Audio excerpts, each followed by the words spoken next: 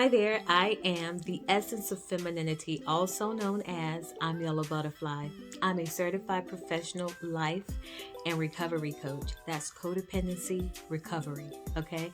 Back in 2020, I started my YouTube channel and it was all about codependency. It was all about what I was discovering about myself, and that has led my journey into becoming a certified professional life coach, focusing on codependency. Okay, so click the link in my bio, schedule your complimentary consultation, and let's begin helping you live more authentically.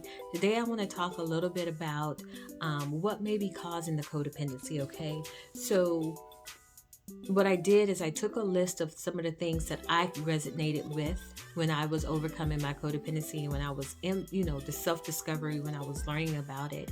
And now with, I do a lot of studying, I do a lot of reading because I want to make sure I'm coaching from a place that is very effective. And I wanted to make this list for you. All right. So this is not a limited to but inclusive of type of list. Now, one of those things is gaslighting. All right, so in my formative years when I was a child, I had no clue what gaslighting was. Actually, if I think about it, I didn't really know what gaslighting was even in my early 40s. I didn't start discovering that until my mid 40s, and I'm almost 50 now.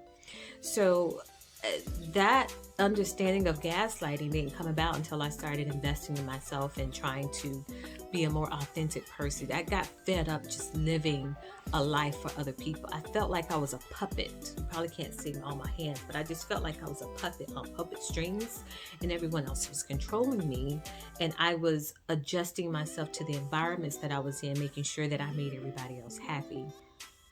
Okay, so that if you're feeling that could be something that has led you to codependency. Also, physical, verbal, or mental abuse. Those are some things that will definitely shape codependency, especially from a child on upwards.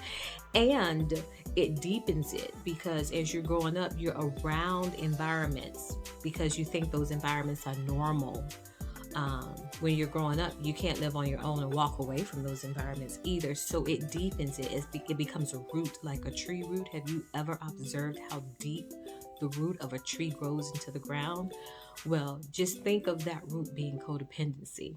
And then if you don't address it, it continues to penetrate soil, growing even more within when you start establishing relationships. Now, a lot of those relationships, the majority of those relationships are unhealthy. I can almost guarantee you that they're all unhealthy. There are relationships that you'll have and not want to be in, but you don't want to hurt someone else, or you just want to be accepted. You also do things in those relationships to avoid abandonment and rejection that you regret.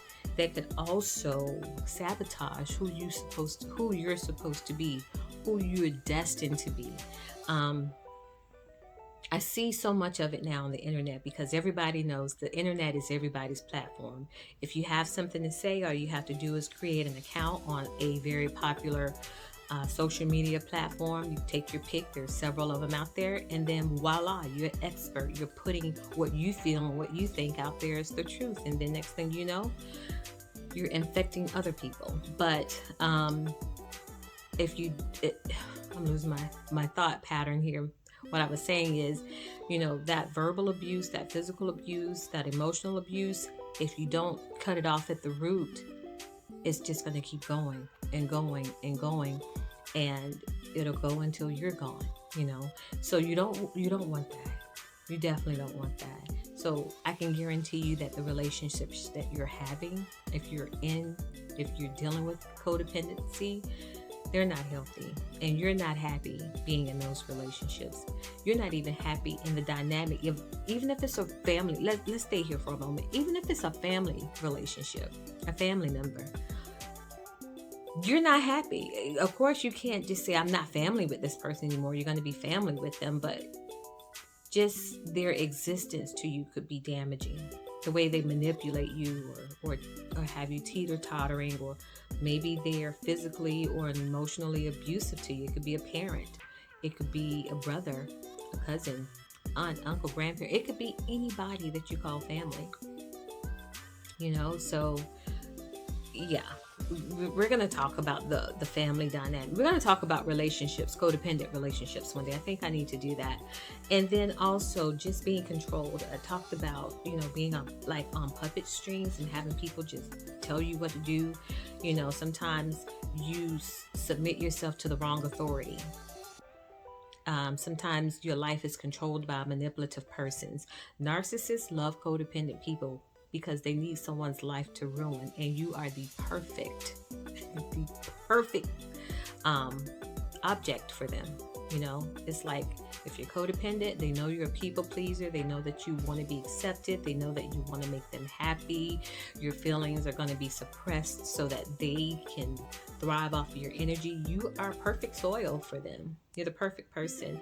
And so a lot of times, even if they're not a narcissist, because I know that word is thrown around loosely, but those that are extremely manipulative, When I started this channel, I had a lot of manipulative people around me that I didn't even realize it until I started doing a lot of studying and reading.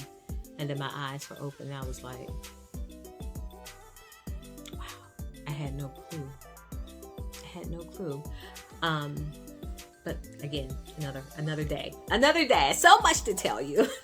So much.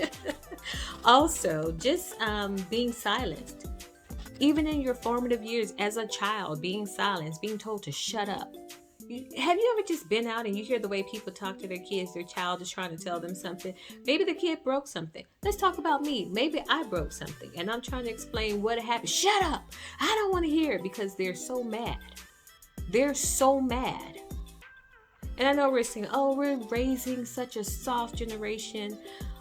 I don't think we're raising a soft generation, but when you take a look deeper and take a closer look at mental health in this world, we have to accept some accountability in how we shape people around us based off of our own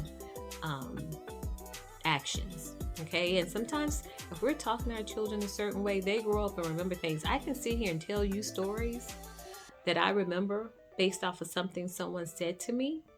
And I'm almost 50 years old and I can see, and I've always associated memory with smell for some reason. I can smell the atmosphere. I can remember what it smelled like. I can remember what I heard. I can remember the temperature. I can remember everything. My sense is always heightened around certain memories. And I still remember it. I still get mad. So, yeah. Anyways, I have so much to just tell you guys.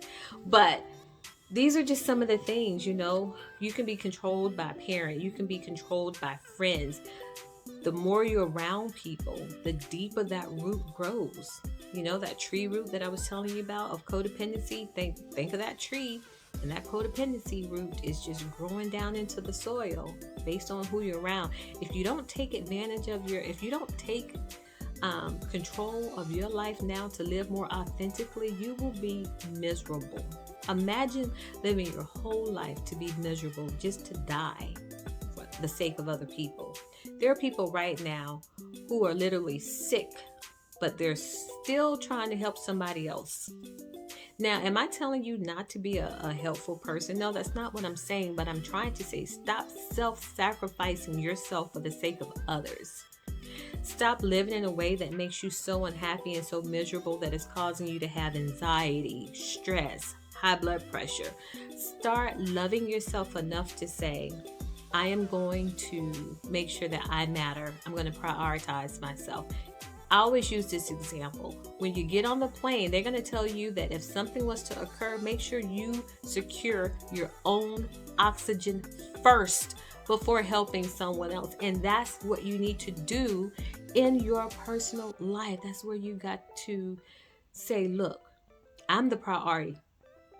It's going to piss a bunch of people off. I'm going to tell you now, people are not going to like when you make a change, but you have to do it for yourself. Some people give up overcoming codependency because they can't handle that part. That's why you need a coach. That's why I'm here to help you. I have a coach. I still have moments where that same reason gets me in the gut, and I'm like, ugh, I need to talk to somebody. I need somebody to help. I just need to get this out. I need somebody to help me with this. That's a coach. That's who I reach out to. I'm your coach. Reach out to me. The link is in the bio. Please follow me on all of my social media outlets. I'm on TikTok, Instagram, Facebook, and Pinterest as The Essence of Femininity, and on YouTube as I'm Yellow Butterfly. Until next time, bye-bye.